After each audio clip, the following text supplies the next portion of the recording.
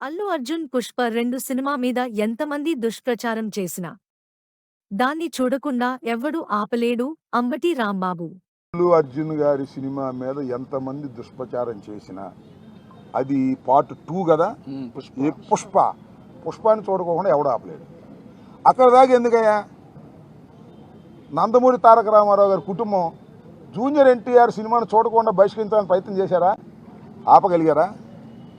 అట్లాగే ఇప్పుడు ఆయన పేరు అల్లు అర్జున్ గారి సినిమాని ఆపాలని ప్రయత్నం చేస్తే ప్రజలు చూడరు. బాగున్న సినిమా ఏదైనా చూస్తారు. అరే రాజ్బాబు హీరోగా యాక్ట్ చేసిన సినిమా బ్రహ్మాండంగా చూసామా మేము?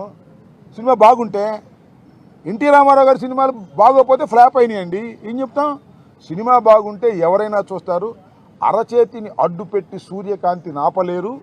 అదేవిధంగా ఇలాంటి ఎదవపోకళ్ళు పోయి సినిమాని ఆపలేరు అని మరొకసారి నిరూపించేటటువంటి కార్యక్రమం వస్తుంది.